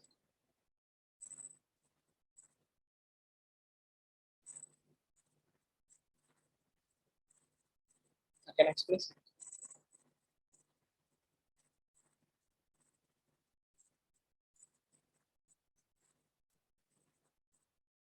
Oke. Nah, ini adalah sebuah kalimat ya teman-teman yang dikeluarkan oleh majalah Times ya, salah satu majalah paling populer lah di dunia, yang waktu itu mengeluarkan sebuah artikel. Teman-teman bisa cari artikel di Google, ini bagus banget artikelnya, dan semua yang dibahas itu adalah tentang Generation Z will change the world, yang artinya adalah Gen Z ini pasti ya dan akan merubah dunia gitu. Yang artinya majalah sekelas Times ya, yang cukup atau mungkin bahkan sangat populer di dunia ini, bahkan sudah memprediksi gitu ya, sudah beropini gitu ya, sudah yakin bahwa kita yang sebagai Gen Z hari ini ya nantinya akan merubah dunia, yang nantinya akan merubah jauh lebih baik lah gitu ya, jangan sampai jauh lebih buruk, yang nantinya akan menentukan. Mungkin barangkali ada teknologi-teknologi baru yang diciptakan oleh generasi kita yang sangat amat mendukung perkembangan anak muda, perkembangan orang-orang yang lain, dan berbagai macam hal lainnya. Teman-teman bisa baca nanti di Google, teman-teman bisa googling banget ya. Dan intinya adalah judulnya soal itu, Generation Z will change the world, yang artinya ya menurutku pribadi dan pasti menurut teman-teman semua bahwa kita semua Gen Z ini ya kita bisa melakukan apapun lah. Kita bisa melakukan apapun selagi kita punya pengetahuan, selagi kita punya teknologi untuk membantu kita gitu ya, dan ya kita punya semuanya, dan kita bisa melakukan apapun dan kita bisa mengubah apapun gitu ya. Makanya sepenting itu penguasaan teknologi menurutku, dan sepenting itu pengembangan pengetahuan, potensi, dan pengalaman yang kita miliki. Sehingga pada akhirnya nanti ya kita akan bisa mengubah dunia, ya, mengubah ke arah yang jauh lebih baik dari hari ini. Tapi nggak usah muluk-muluk, kita mengubah dunia, paling tidak semua yang ada di sini ya, terutama para peserta ya, yang hadir hari ini kurang lebih ada 80-an orang lebih gitu ya. Ya, kita yang nanti akan berusaha untuk mengubah Indonesia dulu. Indonesia jauh lebih baik dari hari ini. Kemudian setelah kita mengubah Indonesia, ya kita ubah dunia ya, supaya ya tidak terlalu banyak konspirasi lah gitu ya. Tidak terlalu banyak konspirasi di dunia ini, sehingga ya kita bisa hidup dengan tenang ya, kita bisa berkembang dengan sebagaimana mestinya. Okay, next please.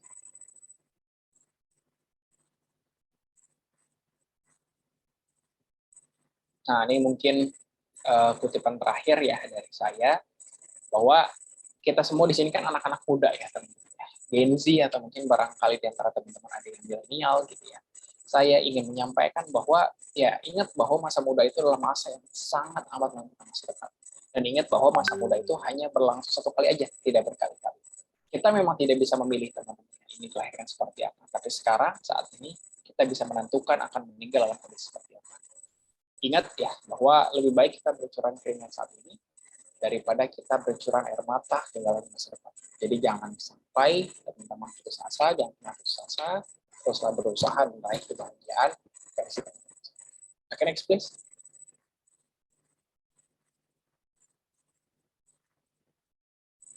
Okay, next please.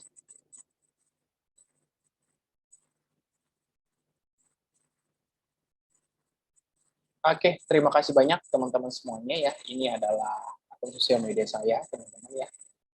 Mungkin teman-teman ada yang perlu, silakan teman-teman catat ya. Saya berikan garansi, saya berikan jaminan teman-teman ya. Garansi dan jaminan itu adalah semua hidup ya.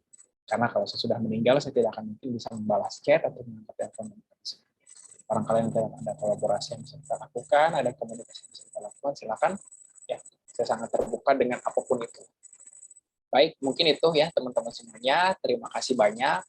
Kurang lebihnya saya mohon dimaafkan. Nanti kita bisa lanjut dari sesi diskusi gitu ya. Kurang bisa dimaafkan. Mudah-mudahan kita semua selalu diberi kesehatan dan mudah-mudahan Allah SWT merahmati, meridhoi jalan perjuangan yang hari ini kita ambil.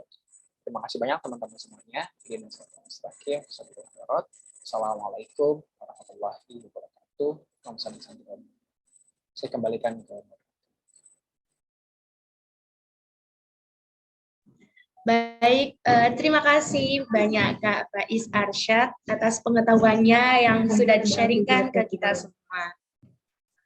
Untuk selanjutnya nih teman-teman, boleh buat memberikan pertanyaan dan kita saling diskusi bersama Kak Faiz Arsyad. Boleh untuk raise hand terlebih dahulu, untuk yang ingin bertanya, kami persilahkan. Kami buka 3 pertanyaan. Oke,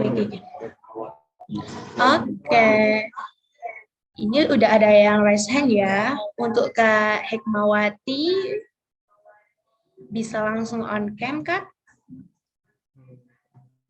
Nanti bisa diperkenalkan diri dulu, nama lengkap dan mungkin asalnya dan sekarang mungkin dari universitas atau mungkin kesibukannya sekarang apa. Terima kasih. Oke, terima kasih. Assalamualaikum warahmatullahi wabarakatuh. Waalaikumsalam. Waalaikumsalam warahmatullahi wabarakatuh. Mungkin operator bisa ini ya, bisa end of slideshow. Oke, perkenalkan nama saya Hikmawati dari Universitas Negeri Gorontalo. Sekarang saya mahasiswa semester yang ketiga. Oke, terima kasih. Di sini saya mau bertanya kepada kakak pemateri. Apakah kan tadi Kak ada peran generasi Z.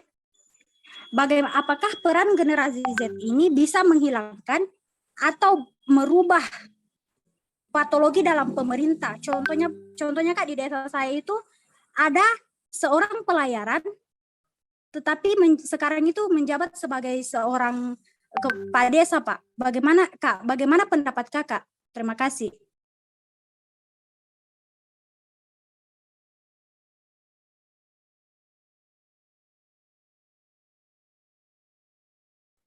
Mungkin ini sinyalnya down ya, Pak. Oh, hilang dia. Tadi sih aku udah nangkep ya, tapi udah nggak ada ya. Orangnya masih ada di dalam sini atau di luar ya?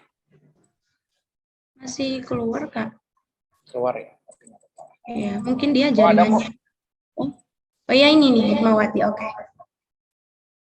Oke, ini kalau saya nggak salah tangkap ya teman-teman. Jadi pertama, bisa nggak sih sebenarnya Gen Z ini merubah sistem ya, atau mungkin merubah suatu hal yang lain lah yang memang hari ini ada gitu ya di Indonesia gitu. Yang paling pertama ya buatku teman-teman, dan ini mungkin pertanyaan yang memang sering gitu ya aku hadapi dan sering ditanyakan oleh banyak orang ya ketika aku isi materi di manapun itu ya. Bahwa kalau aku sih simple bahwa kita nggak usah muluk-muluk teman-teman ya ingin memperbaiki sebuah sistem. Kita nggak usah muluk-muluk dulu ingin memperbaiki sebuah negara. Kita nggak usah muluk-muluk dulu ingin memperbaiki daerah kita gitu ya. Kita nggak usah muluk-muluk dulu ingin memperbaiki lingkungan kita. Gitu. Menurutku itu terlalu muluk-muluk. Yang paling penting dan yang paling utama adalah buatku secara pribadi adalah kita ini memperbaiki diri kita sendiri dulu. Gitu. Yang artinya kita sebagai individu, kita sebagai orang yang memang kerja misalkan di salah satu instansi atau institusi resmi pemerintah, atau mungkin di luar pemerintah, atau mungkin kita hari ini sebagai seorang mahasiswa, kita hari ini sebagai seorang siswa gitu ya, kita harus jadi orang yang benar dulu ya buat. Kita harus jadi orang yang jujur, jadi orang yang amanah, jadi orang yang semangat, jadi orang yang punya komitmen yang bagus, punya niat yang lurus. Buatku itu yang paling penting dulu ya. Kita memperbaiki diri kita sendiri dulu. Karena percaya atau tidak ya teman-teman bahwa yang namanya kebaikan itu nular teman-teman. Yang namanya sesuatu hal yang positif itu nular teman-teman. Jadi ketika kita sudah melakukan sesuatu hal yang bagus, yang baik ya, insya Allah kebaikan kita ini akan nular dan akan diikuti oleh yang lain. Menurutku secara pribadi ya, kita nggak usah muluk-muluk itu. Kita nggak usah muluk-muluk memperbaiki banyak hal dulu ya. Kita perbaiki diri kita sendiri dulu aja. Nah, ketika diri kita sendiri sudah benar, sudah bagus, sudah pokoknya semuanya sudah bagus lah. Sehingga akhirnya nanti ya orang lain itu secara tidak sadar juga akan mengikuti apa yang menurut mereka baik, dan yang menurut mereka baik itu adalah sesuatu hal yang kita lakukan. Hingga akhirnya kebaikan kita nular ya, teman-teman. Kemudian ketika sudah nular gitu ya, ya nanti akan diikuti itu. Kemudian ketika sudah diikuti akan membentuk sebuah circle. Yang namanya circle ini ya circle yang baik juga. Dari circle inilah nanti ya akan membuat kegiatan, akan membuat sistem sendiri, hingga akhirnya nanti kebaikannya juga akan semakin meluas. Nilai-nilai positifnya juga akan semakin meluas. Karena kalau kita muluk-muluk langsung, ayo kita ingin mengubah sebuah sistem, kita ingin mengubah sebuah daerah, kita ingin mengubah sebuah negara. Sedangkan ya kita sendiri ada hal yang memang belum benar dari diri kita, atau mungkin ya kita hanya sendirian gitu ya gimana caranya kita mau mengubah gitu. Jadi menurutku kita mulai dari bawah ke atas gitu ya, bukan dari atas ke bawah. Kita mulai dari bawah ke atas, dari diri kita sendiri dulu, kemudian menular ke yang lain gitu ya, hingga akhirnya ya kita memang benar-benar bisa mengubah itu. Jadi buatku kalau ditanya bisa atau tidak ya pasti bisa teman-teman. Tapi kalau ditanya caranya, menurutku caranya kayak gitu. Dari diri sendiri dulu, kemudian ya nanti akan menular, akan semakin luas gitu ya kebaikan dan hal-hal positif yang nantinya akan kita lakukan. Ya. Hingga akhirnya ya kita bisa mengubah ya apa yang memang harus kita ubah. Gitu. Simpelnya dari bawah ke atas lah, bukan dari atas ke bawah. Nah kemudian soal yang kedua ya tadi aku juga agak kurang nangkep ya sebenarnya. Jadi ada pelayaran. Nah, pelayaran di sini maksudnya apa nih? Aku kan kurang paham juga ya. Ada pelayaran yang jadi kepala desa gitu ya. Nah ini aku yang agak kurang paham. Jadi maaf Kak, mungkin maaf ya Kak, mungkin tadi penanya bisa langsung nulis di kolom chat aja deh. Nah ini mungkin kalau sepemahamanku ya teman-teman, karena aku pun belum pernah berpartisipasi ya teman-teman di dalam pemilihan kepala desa. Gitu. Ya selama orang tersebut memenuhi syarat dan ketentuan, memenuhi kriteria, persyaratan umum gitu ya, dan persyaratan spesifik lainnya, ya menurutku orang dari latar belakang manapun bisa gitu ya untuk menjadi kepala desa. Kalau memang ternyata pelayaran tidak boleh gitu ya, yang berarti memang tidak boleh gitu. Tapi kalau pelayaran itu memang boleh, memenuhi persyaratan secara umum, persyaratan secara spesifik gitu ya berarti bisa-bisa aja, sah-sah aja gitu. Karena kan sesimpel itu teman-teman ya. Ya mungkin kita bisa ambil contoh ya, misalkan kita ingin jadi kepala daerah atau mungkin kepala negara, kepala daerah, atau mungkin kepala di kampus kita masing-masing, kan pasti ada persyaratan umum gitu ya, yang harus kita lengkapi. Ada juga persyaratan spesifik. Gitu. Menurutku selama orang tersebut itu memenuhi persyaratan umum dan persyaratan spesifik ya, persyaratan detail ya berarti dia bisa gitu ya jadi apapun. Tapi kalau memang tidak memenuhi syarat ya berarti tidak bisa gitu ya, sesimpel itu aja. Gitu. Dan buatku juga ya, orang dari latar belakang manapun selama dia punya niat yang baik, punya program yang baik, ya silakan gitu ya mengabdikan diri untuk bangsa dan negara. Karena mengabdikan diri untuk bangsa dan negara itu bukan hanya ketika dia itu menjabat pada level daerah, pada level regional aja gitu. Tapi pada level di desa, pada level di RT, RW pun itu juga bisa. Jadi menurutku sih kurang lebih itu ya, kalau memang tadi case-nya adalah pelayaran yang jadi kepala desa. Menurutku itu sih. Oke, gimana buat Kak Hikmawati? Apakah udah jelas?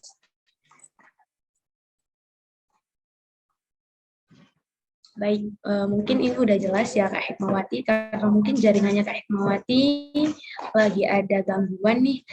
Iya teman-teman, tadi Kak Faiz Arsyad sempat menghubungin kita bahwa mau ada kegiatan nih habis ini Kak ya. Jadi pertanyaannya kita batasi hanya 2. Mungkin ini sesi pertanyaan yang terakhir. Boleh buat teman-teman yang mau bertanya silakan raise hand terlebih dahulu. Oke, ini udah ada yang raise hand ya. Oke, untuk Mbak Ensi, dipersilahkan untuk menyampaikan apa yang mau dipertanyakan buat kita diskusi bersama. Oke, baik. Terima kasih atas waktu dan kesempatan yang telah diberikan kepada saya. Assalamualaikum warahmatullahi wabarakatuh. Selamat siang. Perkenalkan, nama saya Godensya Gio. Saya dari Flores NTT. Dan sekarang saya kuliah di Universitas PGRI Kanjuruhan Malang, Prodi PPKN. Di sini tadi kakak sudah menjelaskan peran pemerintah dalam pemberdayaan pemuda. Nah, di sini ada beberapa peran pemerintah. Tadi sudah dijelaskan. Kalau saya lihat dari peran pemerintah ini, mungkin kalau saya lihat generasi Z berpartisipasi aktif. Nah, mungkin dari peran pemerintah ini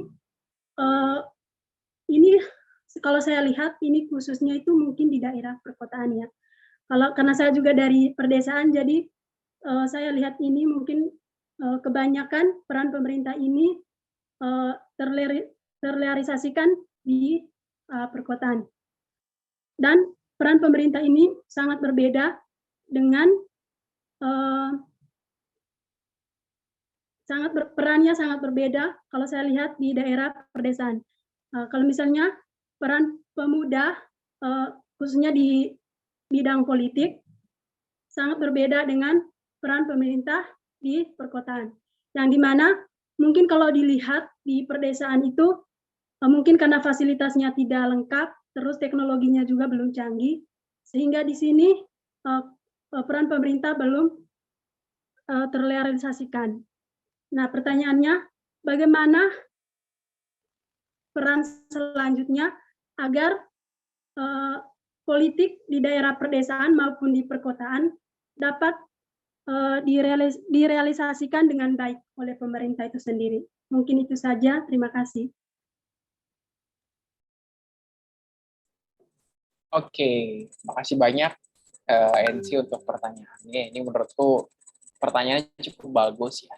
Jadi gini, waktu itu ya aku pernah ngisi di Karang Taruna. Ya. Pasti Ensi mungkin tahu ya.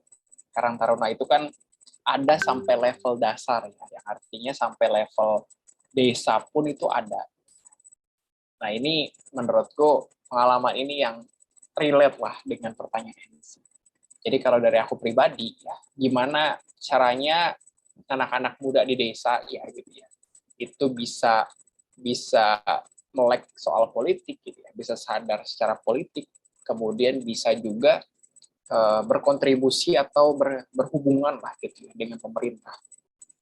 Kalau buatku, ini berdasarkan pengalamanku, karena kurang lebih ketika aku ngisi di Karang Taruna di desa gitu ya, cukup relate lah dengan pertanyaan-pertanyaan teman-teman yang ada di sana. Gitu ya. Ya tentang bagaimana caranya orang-orang desa ini bisa jadi orang-orang yang pasti maju gitu ya, dan bisa setara, misalkan bisa dibilang gitu ya, dengan apa yang didapatkan oleh orang-orang yang mungkin hari ini ada di kota. Gitu ya. Secara pemikiran, secara program, atau mungkin secara hal yang lain. Waktu itu aku sesimpel bahwa bilang ketika teman-teman ingin berkembang, gitu ya, maka perbanyak diskusi. Gitu. Yang artinya diskusi di sini adalah ya teman-teman undanglah orang-orang yang hari ini misal ya, misal di desa A itu adalah bagian dari kota, kalau desa bukan ini. Misal desa A itu adalah bagian dari kabupaten B, misalkan kayak gitu. Nah, undanglah teman-teman orang-orang memang biasa beraktivitas di kabupaten B itu untuk kemudian mereka ini masuk ya ke desa A ini, kemudian diskusi gitu ya dengan orang-orang yang ada di desa. Diskusi soal politik, diskusi soal pemerintahan, diskusi soal program, diskusi soal berbagai macam hal yang lainnya gitu ya.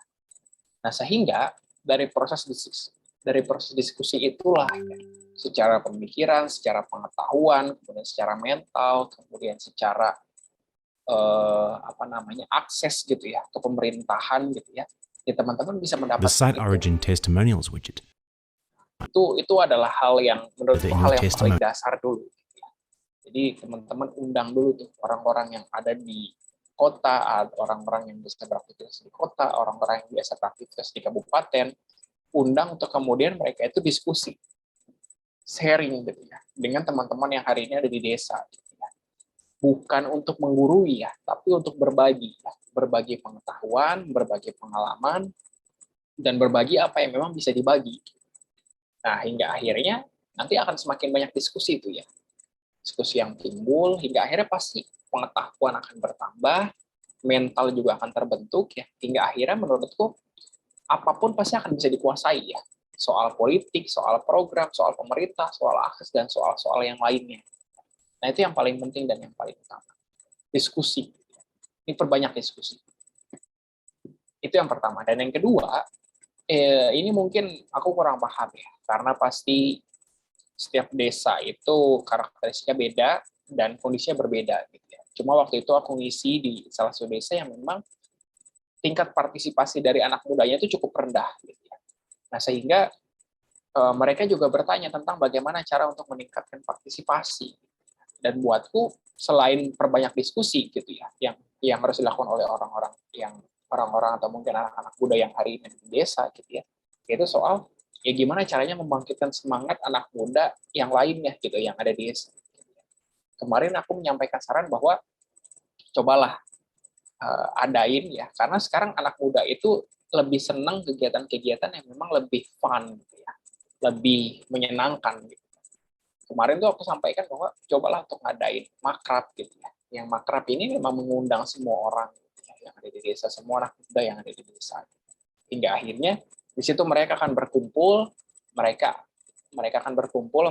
pasti akan bersenang-senang juga, mereka akan saling berkenalan, dan disitulah nanti teman-teman bisa menyelipkan ya, ada satu diskusi nanti ya, tentang memikirkan tentang bagaimana desa ke depannya. Tentang bagaimana walaupun kita di desa, tapi kita punya pemikiran orang-orang kota. Kita punya mental orang-orang kota, kita punya akses ke pemerintahan sama seperti orang-orang. Jadi menurutku, dua hal penting itu yang harus dilakukan ya, untuk sadar secara politik, sadar secara budaya, misalkan atau mungkin sadar secara akses, mendapatkan akses, dan mendapatkan berbagai macam hal yang lainnya. Jadi buatku itu. Pertama, perbanyak diskusi, undang dari orang-orang yang memang sudah berkecimpung lama di kota dan kabupaten ya, yang di level kota kabupaten, undang ke desa ya, supaya mereka bisa diskusi, sharing dengan teman-teman di desa. Hingga akhirnya upgrade gitu ya, karena kadangkala juga yang dihadapi juga soal partisipasi. Kalau soal partisipasi ya udah ajak makrab gitu. Dan yang terakhir ya, sih kalau bisa jangan putus komunikasi dengan pemerintah desa ya. Nah, itu jangan putus komunikasi. Karena aku pernah juga pengabdian di desa gitu ya. Walaupun itu adalah pemerintah desa, ya, kadangkala pemerintah desa itu justru punya akses yang bagus juga ke pemerintahan. Misal, ambil contoh ya, pemerintah desa itu kadangkala mereka tuh punya akses langsung ke lembaga legislatif di tingkat kabupaten. Karena rata-rata orang yang memang ingin menjadi anggota dewan gitu ya, di kabupaten gitu ya, mereka itu pasti akan masuknya lewat pemerintah desa, lewat kepala desa. Nah, sehingga menurutku kepala desa juga jadi salah satu hal yang penting juga tuh ya, yang justru sebagai kepala desa bisa memanfaatkan itu, kemudian sebagai anak muda di desa bisa komunikasi tuh ya, kolaborasi dengan pemerintah desa hingga akhirnya punya program, punya kegiatan yang nantinya bisa mengembangkan lah potensi pemikiran dan berbagai macam hal yang lainnya ya untuk anak-anak muda yang hari ini ada di desa. Nah, mungkin itu sih kurang lebih ya jawaban dari aku. Terima kasih. Ya, terima kasih Kak. Baik, terima kasih Kak Arsyad. Buat KNC, mungkin apakah sudah jelas atau mungkin ada yang didiskusikan kembali? Sudah jelas. Oke, terima kasih buat KNC dan juga Kak Hairunisa tadi ya atas pertanyaan buat kita berdiskusi di pagi hari ini. Baik, untuk kesimpulan dari materi pagi hari ini bahwa siapapun bisa berada di garda politik baik berlatar belakang apapun asalkan dia mau dan ingin bersungguh-sungguh untuk menjadikan politik ini menjadi lebih baik dengan memperkaya pengetahuan dan memperbaiki etika-etika dalam dirinya sendiri yang berguna untuk mempengaruhi orang di sekitarnya. Sebelum kita menuju ke politik, maka perbaiki dulu diri kita lebih baik, maka itu akan mengikuti seperti itu. Seperti yang tadi pertanyaan-pertanyaan yang ditanyakan oleh peserta, jawabannya emang kalau saya tangkap di sini kita hanya butuh 2, diskusi dan kolaborasi. Buat generasi Z, selain harus melek digital, dan kita juga harus sering melakukan diskusi yang berguna untuk memperkaya ilmu pengetahuan, untuk mengasah soft skill kita, dan juga berkolaborasi merupakan salah satu buat kita menambah jejaring relasi yang lebih luas. Dengan adanya pengetahuan dan relasi yang lebih luas, maka kita akan semakin mudah membuka jalan untuk sebagai peran bagaimana mengubah di daerah kita ketika memang kita merasa ada yang kurang baik seperti itu. Baik, terima kasih buat Kak Arsyad sudah meluangkan waktunya di acara webinar kita pada hari ini.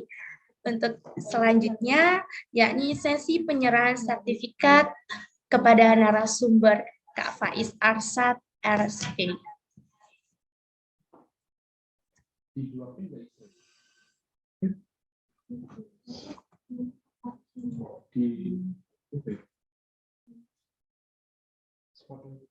Baik, buat teman-teman bisa on cam buat kita sesi dokumentasi bersama. Yang ngomong slide ya.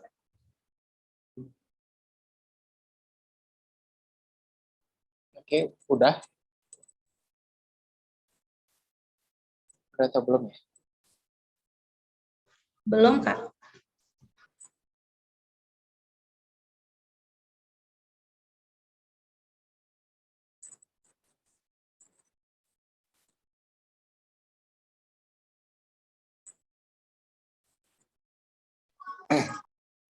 Oke, terima kasih buat Kak Faiz Arsyad dan teman-teman yang sudah berpartisipasi dalam acara webinar Humanistic Fest 2022 pada tanggal 25 Agustus 2022 kali ini. Semoga kita selalu diberikan kesehatan dan sukses selalu. Terima kasih Kak Faiz Arsyad. Amin. Sama-sama, terima kasih juga ya teman-teman semuanya. Sertifikatnya saya terima. Nanti saya minta tolong dikirim lewat email ya. Baik, Kak. Sertifikatnya saya terima kasih banyak. Semoga apa yang disampaikan juga bermanfaat untuk teman-teman semuanya, bisa diterapkan dalam kehidupan sehari-hari, dan semoga di lain waktu kita bisa bertemu kembali ya, dalam keadaan sehat dan dalam keadaan yang lebih baik. Terima kasih banyak teman-teman semuanya ya. Mohon maaf kalau dari aku ada salah kata atau salah perbuatan. Aku izin live ya. Baik, Kak. Putri ya. Aku izin live ya, Putri ya. Baik, Kak. Oke, terima kasih banyak teman-teman semuanya. Sehat-sehat. Sampai ketemu. Amin.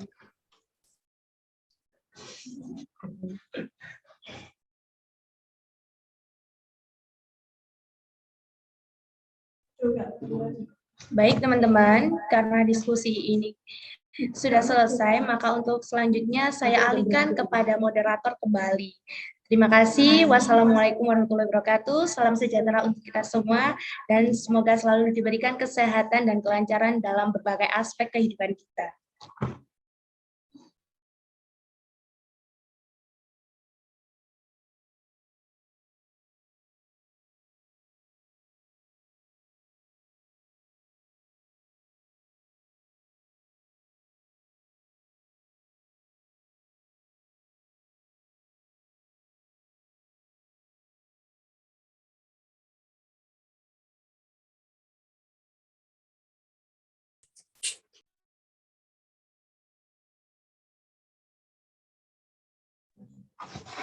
Baik, terima kasih. Untuk forumnya saya ambil alih kembali.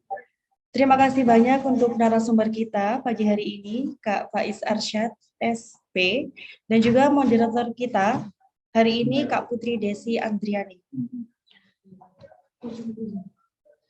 Akhirnya sampailah kita di penghujung acara webinar ini. Kami ucapkan terima kasih atas kehadirannya.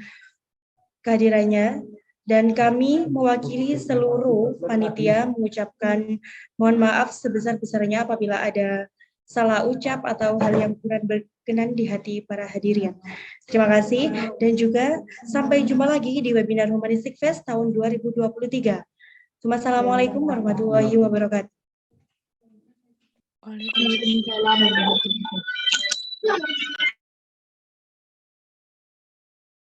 Recording stopped.